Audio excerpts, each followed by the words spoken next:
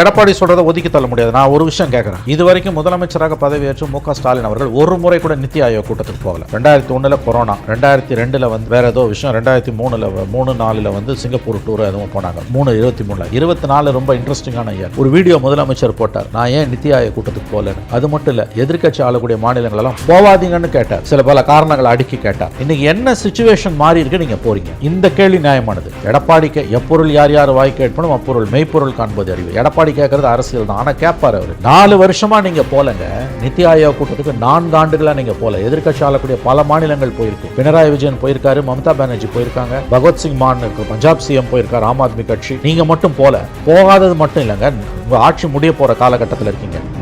கடந்த ஆண்டு 4வது ஆண்டு நீங்க பதவியேற்ற 4வது ஆண்டு ஏன் போலன்றதை விளக்கி ஒரு வீடியோ மட்டும் நீங்க வெளியிடல. மற்ற மாநில முதலமைச்சருக்கும் கோரிக்கை வைக்கிறீங்க, இன்னென்ன காரணங்களால நம்ம வந்து நித்தி ஆயோக கூட்டத்தை புறக்கணிக்கணும்னு. இன்னைக்கு அதுல எது மாறிடுச்சு நீங்க போறீங்க? அவர் சொல்ற தமிழக நலனுக்காக நான் போறேன். அப்ப ஏன் போன வருஷம் போல?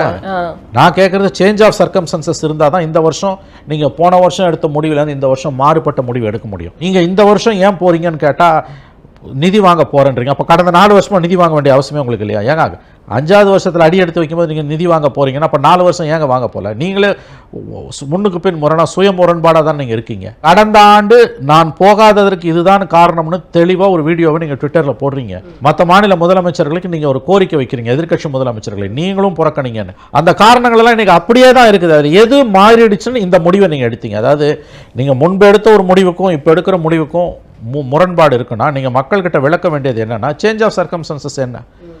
ஒரே ஒரு சேஞ்ச் ஆஃப் சர்க்கம்ஸ்டன்ஸ் தான். இடி உள்ளே வந்திருக்குது, ரதீஷ் ஓடி போயிட்டாரு, அவர் வீடை வந்து பூட்டி இடி சீல் வச்சிருக்குது, ஆகாஷ் பாஸ்கர்னா காணோம். இதுதானே சேஞ்ச் ஆஃப் சர்க்கம்ஸ்டன்சஸ். இந்த கேள்வி எழுவது இயல்பானதுன்றது ஏன் உங்களுக்கு புரியல? இந்த வியாக்கியானத்தை நீங்க கடந்த 4 ஆண்டுகளா நீங்க எங்கெங்க வச்சீங்க? நீங்க தானே சார் சொன்னீங்க நான் ஏன் நித்தி ஆயோக் கூட்டத்தை புறக்கணிக்கிறேன்னா இதுதான். நீங்க ஒரு படி மேலே போய் கேட்குறீங்க, மற்ற மாநிலங்களையும் புறக்கணிங்கன்றீங்க. இன்னைக்கு நீங்க போறீங்கன்னும் போது ஈடிக்கும் ஆகாஷுக்கும் ஆகாஷ் பாஸ்கரனுக்கும் இந்த லிங்கை நம்ம நினைவில் கொள்ளாமல் எப்படி முதலமைச்சரோட இந்த முடிவை பார்க்க முடியும்? ஆகவே எதிர்க்கட்சி தலைவர் இந்த விஷயத்துல கேட்கக்கூடிய கேள்வி நியாயமான கேள்வி. அப்ப எதிர்க்கட்சி தலைவர் சொல்ற மாதிரி இந்த வருடம் வந்து வெள்ளை கொடை பிடிப்பதற்காக தான் ஸ்டாலின் அவர்கள் டெல்லி போறாரு அப்படின்னு எடுத்துக்கலாம். இல்லைங்க, அது ஒரு காம்ப்ரமைஸ்லாம் இவங்க மறைமுகமா பண்ணாங்கன்னா ஆச்சரியம் கிடையாது. கடந்த காலங்களில் பண்ணவங்க தானே, பண்ண முடியுமான்னு எனக்கு தெரியலங்க. ஆனா பண்ணவங்க தானே கடந்த காலங்களில். அதனால இவங்க வெள்ளை கொடி பிடிக்க மாட்டாங்கன்னு, அவங்க பிடிப்பாங்களான்னு தெரியாது, பிடிக்க மாட்டாங்களா நீங்க ஒன்றும் உறுதியாக சொல்ல முடியாது. எதற்காக இந்த முறை டெல்லி போகிறார்? இது ரொம்ப வித்தியாசமான ஒரு விவகாரங்க. இந்த விமர்சனத்தை திமுகவோ முதலமைச்சரோ அரசோ தவிர்க்கவே முடியாது. கடந்த ஆண்டு நீங்கள் கூட்டத்தை புறக்கணிப்பதற்கு சொன்ன காரணங்கள் அப்படியே இருக்கக்கூடிய ஒரு காலகட்டத்தில் நீங்க தான் போய் சுப்ரீம் கோர்ட்ல சமக்கிர சிக்ஷா ஃபண்ட் வரலன்னு கேஸ் போடுறீங்க. உங்களுக்கு பணம் எதுவுமே மத்திய அரசு கொடுக்க மாட்டேன்றான். இதை நீங்க தான் சொல்றீங்க. இதைத்தான் கடந்த ஆண்டு சொன்னீங்க புறக்கணிப்பதற்கு.